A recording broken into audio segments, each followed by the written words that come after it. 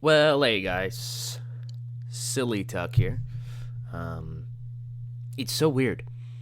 That episode I uploaded a little while ago, 2 episodes ago, where I was like, I'm just gonna go by Tuck now, and I would say I got a joking negative reaction to it.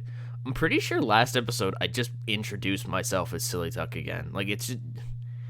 Nothing's really gonna change. It's just I'm much more likely to just refer to myself as Tuck from now on. Like, I'm not going to change the channel name or anything stupid like that. It's just, I don't know. I don't really know why I felt like announcing it. I guess I felt like I was being a big boy now, mommy. I'm a man now. I got to move away from all that children shit. Yeah, I don't know. Nothing's really changing about the channel.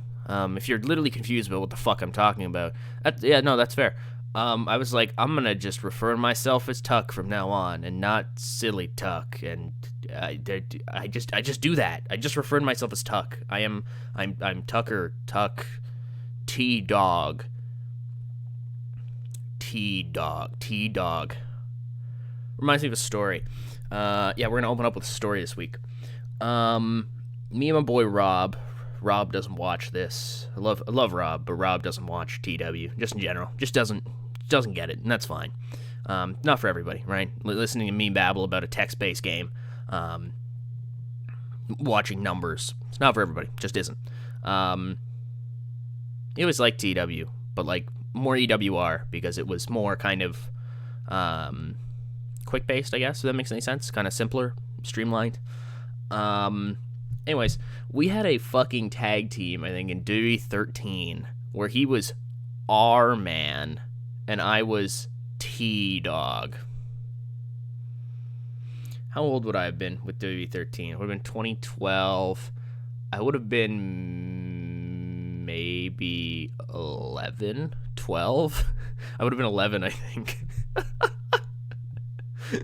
Fucking state of it. No, I don't think I would have been 11. It must have been 12. 2012. 2001. Yeah, okay, never mind. Whatever. Anyways, yeah, so actually I've had a lot of shitty CAWs of myself, like over the years. Oh, fuck. I'm really gonna go through these, aren't I? To open up the episode. Fuck. This isn't even related. You can probably just skip ahead and find when I actually start the episode if you really don't give a fuck. Because legitimately, I don't know why you would give a fuck. But I'm gonna fucking do it because it makes me laugh. I was in SVR 11 was the first time. No, actually, sorry. SVR 9 was the first wrestling game I had, so I made myself in it, and I was just Tucker. I was in a stable with Randy Orton and The Undertaker because they were the two best guys. No, I wasn't even Tucker in that game. I was a completely, red character, and I called myself the Red Baron because I thought that was funny. And then my rival was a completely green guy called the Green Hornet. Are you laughing? SVR 11, I became Cowboy T. I was basically Jimmy Wang Yang, but I was already white, so there was no novelty. Then later on that year, I became Tucker the Canadian. I basically ran Bret Hart in my head. Like, that was just straight up like, fuck America, because fuck America. Dewey 12, as I said, I was T-Dogg, or might have been Dewey 13. I don't even remember. I was T-Dogg one of those years. I'm pretty sure that was the last time I made myself. So, yeah, there were some phenomenal gimmicks in that short stretch. Yeah, phenomenal. Good shit, me. Don't get me started on... God, me and Rob had, a whole bunch of weird CAW tag teams. He was the American Luchador, who's basically just... imagine the Patriot, but, high-flying. And I was a Luchadora Americano or something like that. Fuck sakes. Anyways, hi, if you've skipped ahead, this is where I actually start the video. So we're here in the Herb Brooks Arena. And we're ready to go. This is the go-home show for Cyberslam? Cyberslam. Yes, Cyberslam. The Cyberslam television special. Yeah, we'll go with that. All right. So Taz is in the ring. And he says, we've got Jeff, we've got Abyss, both of whom have impressed me thoroughly. there anybody else out there that wants to come and try to peg their shot? And with that, I believe it's Highway to Hell, their theme. Highway to Hell hits. And it's Bubba Ray Dudley. And Bubba looks at Taz and he says, Taz, I'm your next challenger. Taz goes, Bubba, why in the world would I consider you a challenger? And he says, you let Jeff be a challenger. Get it? Because he stutters. I don't know whether or not I'm going to drop the stuttering gimmick for Bubba. It's kind of stupid. Like, okay, I really like it because it's kind of funny. But, like I get the appeal of it. It's just, like, it's fucking tough. Because, like, he's obviously nowhere near doing anything singles-wise. That would be, like, a late 2000s thing, if anything. Like, 2009 would be, like, the earliest I'd consider that. Which we'll never get to, FYI. Because, you know, TEW 2020 is coming. My goal, hopefully, is just to get to, like, March 2001, which I might be able to do in the next, like, 5 months. If I get to March 2001, I'm going to be really, really happy, because then I got to the point to where ECW closed, and hopefully I'll be in a better position. Anyways. Basically, Taz just says, Bubba, fuck it, beat Steve Corino. Steve Corino somewhere backstage is like, what? What the fuck? What the hell? And Taz says, all right. Bubba, if you beat Steve Corino, #1 contendership next week, main event, not main event, opening of the CyberSlam television special, because we have room for 3 matches, I think. That'll open. We'll main event with the World Tag Team Championships, Tosatsuba versus the Stormtroopers, the rematch. Middle match, I'll form something. I've got something in my head. I'll figure it out. Might just be something fun and unannounced, some brawl or something like that, whatever. Basically, we're selling off those 2 matches. #1 contendership for the ECW World Heavyweight Championship. Abyss versus Jeff Hardy versus Bubba Ray Dudley versus Steve Corino. And he's like, I get it, right? Steve hasn't done much to earn a shot. But I've been putting Steve through the ringer recently, all right? He's had to fight a lot of tough opponents, and you know what? That guy, just maybe, all right? I'm looking to spice things up. So 65C to open up, and yeah, pretty much exactly what happens. Bubba Ray beats Steve Corino with a powerbomb in 8:20, setting up that fatal 4-way for next week, that hardcore fatal 4-way. I guess it's just a 4-way dance or whatever the fuck it's called, because like fatal 4-way is the WWE term, so it's like just a 4-way dance, I guess. Yeah, no, we're ready to do that though, man. I'm pretty excited for that. Like, mostly tag team guys and 2 singles guys, duking it out. It's their big opportunity. Who's going to be #1 contender? Because I thought my head was like champion, so I was like, who is going to be champion? But it's not. It's #1 contender, so I had to like stretch it out more. Anyways, continuing the misadventures of Tommy Dreamer and Jerry Lynn, they go to a strip club, and Tommy Dreamer is clearly distressed. When he sees the cameras, he's like, oh, no, my wife, my girlfriend or wife, I don't remember if he's married to Beulah or not in game. You can't see this. I don't want my kids seeing this. Jerry, what the fuck? And Jerry's like, okay, my bad. Kind of more of a lighthearted one of these segments. But seemingly their adventures will continue next week. We get a promo here from Chris Jericho. He hypes up the main event with Tajiri Hayabusa. Main event tonight, 6-man tag team match, 3v3. Chris Jericho and Tosatsuba taking on the entire triple threat. Who's going to come out on top? Who knows? That's actually just quite well. Fuck yeah. 70C plus. And but that decent wrestling, but not much heat. The Suicide Blondes defeated the Gangstonators in 8:01 when Christian Cage defeated John Cronus by pinfall with a Suicide Pact. In terms of ring work, Sexton Hardcastle was head and shoulders above everybody else. Awesome. Sexton's. It's basically because these guys have phenomenal chemistry. Both of them get a lot of boosts to their wrestling. Glad to see this match that's really, really, really hot. Great win here for the Suicide Blondes. And here we see Tracy Smothers He's with Tommy Rich. They're talking about Rhino, and Tracy says, I'd like to get my hands on that Rhino. And Tommy's like, yeah, okay. Rhino. If you want Tracy Smothers, meet him in the ring in 5 minutes. Tracy Smothers is like, wait, what? No, I didn't. Uh-oh. Oh, fuck. And just before we go to the match, we cut backstage to the Suicide Blondes after their match. They're with Angelina now. And Christian says, Sexton, there's a whole bunch of guys trying to go for the world title. Maybe you could squeeze in that match or something like that, man. We've got, this is always going to be here. There's an opportunity out there, right? Like, you got to go take that right now. Like, I'll talk about, maybe I could challenge Kurt Angle. Sexton's like, Chris, come on. We both know Kurt Angle's never going to defend that championship. We know him too well. Christian, I get what you're saying. But right now, I'm absolutely focused on me and you. We're going to go. I'm not sure if it's reclaim or win for the first time. Just as like a producer's note. Anyways, we're going to go get the ECW World Tag Team Championships and prove that we are absolutely the best tag team in the world. All right, and moving forward, here's this Rhino match. He's actually getting a lot better, so I'm pretty pleased to see that. In a poor match, Rhino defeated Tracy Smothers in 8:29 by pinfall to Gore. So Tracy Smothers gives Rhino his first kind of competitive match, his first kind of real go-around, because Tracy Smothers, right, he's a rough and tough brawler from the South, right? I think he fits in kind of interesting with ECW. Obviously not the best worker anymore. He's older, but I just always think he's like laying in fists and stuff like that. But Rhino gets the victory and continues his rampage. Kurt Angle comes out and he says, well, you know what you saw last week, Paul Heyman, he's busy with the lawsuit. I'm still,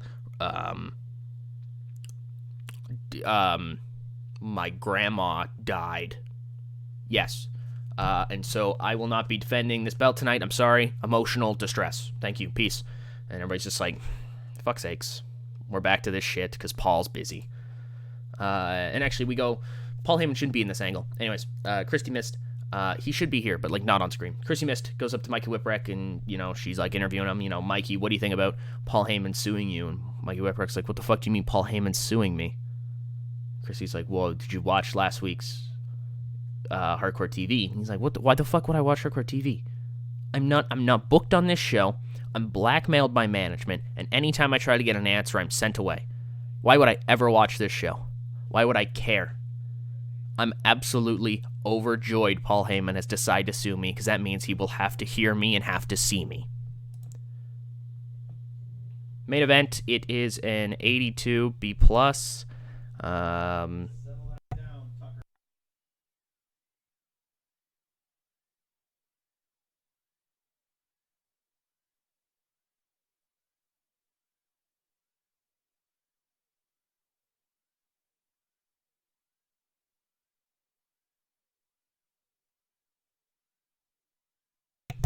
What you just heard was me receiving a drink, or I guess didn't hear. Maybe you did, maybe you didn't. I don't know. Basically, there was an interruption. I'm not editing this shit. I don't care. So, you're dealing with it. And about that, I had great wrestling and decent reaction from the crowd. The Triple Threat to defeat Chris Jericho and Tosatsuba in 1801 when Lance Storm defeated Hayabusa by submission with Canadian Maple Leaf after interference from Don Marie. That shouldn't be accurate. That's not accurate. Anyways, so basically what happens is, that was me opening my drink. So the Sandman runs in, and he lays out Chris Jericho. So now it's a 2-on-3, and Tosatsuba hold their own, right? They absolutely do hold their own. But ultimately, the Triple Threat are a well-oiled machine. They've been teaming together now for almost 4 years. These three men know each other like the back of their hand. They're able to just overwhelm Tosatsuba through their teamwork. And I think I pitched this match to end with a blonde bombshell. So I'm not sure, like a win from. I thought I put Candido down. That's okay. But sure, yeah, whatever. Makes one of them tap out, and the Stormtroopers have momentum heading into their match next week for the tag team titles. Close out with an 81B as we see the Nest in its full force, more or less, for really the first time, like in a little while. Raven basically just addresses Rob Van Dam and says, Rob, you talk about not giving a shit, how many guys we send, that's really good. because I've got a bit of a rogues gallery around me. If you haven't noticed, this entire roster seems to kind of be on edge since this group has been formed. You've got myself, of course, the brains of the operation. You've got the future in all aspects of professional wrestling, and the absolute anarchist, CM Punk. You've got Chris Daniels, the unexpected option. Percy Pringle, of course, the Minister of Darkness himself. You've got Daphne, the harlot from hell, and the monster, Abyss. Rob, I wonder if you think what you're doing is brave. I really wonder that sometimes. I wonder if what you think you're doing ultimately is brave. Because it's not. You're quite literally looking at one of the most dangerous factions ever assembled in the history of not just this company, not just North America, but the entire world and the history of professional wrestling. Each one of these men behind me and Daphne, has a sick, twisted mind and a penchant for violence. And at the end of the day, whether you believe you're a hero or you're just a man who's been kind of thrust in that position, Rob, you ultimately chose to play the hero. And in this play, the hero, well, there's a reason it's titled The Tragedy of Rob Van Dam.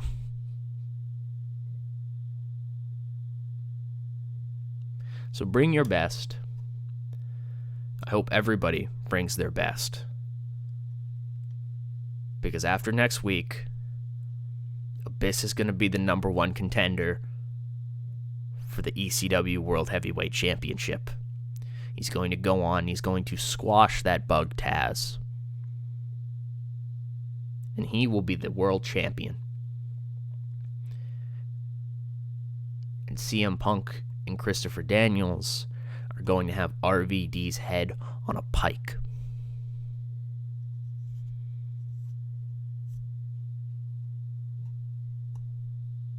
So I hope this entire roster, deep down, is warned. Quoth the Raven, nevermore.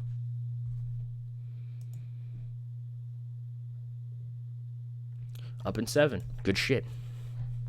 Good shit. Like that little promo at the end. That was completely freestyle, by the way. I had absolutely nothing going into that angle. Yeah, no, shout out to me for being able to just do that.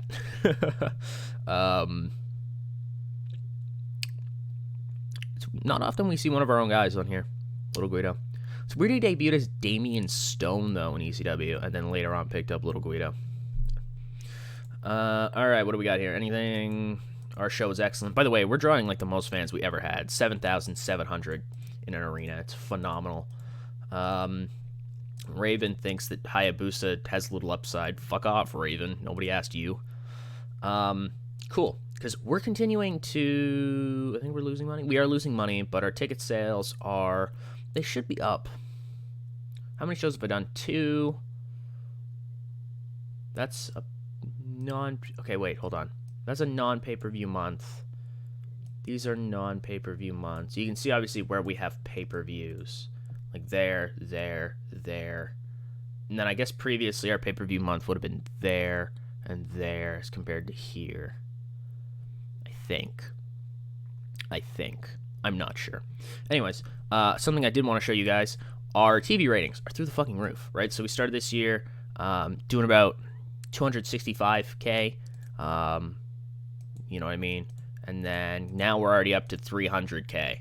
So we're making some noise. And I think that's because we're on Sky Sports 4 now. So a lot of our viewership numbers are coming from the UK. Yeah, from Bravo up to Sky Sports 4, I believe, right? Hold on. Yeah. There's the jump. No. Really? What's the difference? We just like started just banging out good numbers, I guess. I don't know. Anyways, yeah, we've been on the up and up basically since the year. It's crazy that we used to start out with like what did we start out with in 97? Like 10,000 viewers watching, and now here in 2000 we've got about 300,000. It's really great improvement. It's exactly what I wanted to kind of see. If you look really quick at our popularity, we're at a 70 C plus in the tri-state, a 59 in the southeast. We will probably eventually start running shows back and forth between the tri-state and the southeast. It'll, kind of depend. It's just right now I'm worried about money, so I need to try to make as much money as possible. So when I have a pay-per-view, I try to run it where we get the most fans. Overall, that's that. I will really quickly make sure it is CyberSlam, isn't it? That's the next one. CyberSlam. Yeah. CyberSlam is next week, so I will switch that up off camera because this has already gone on long enough, if you will. Southeast show, of course. Nothing important will happen there. Nothing in canon. So, yeah, we'll see you then. Thank you all so much for watching. I hope you guys enjoyed.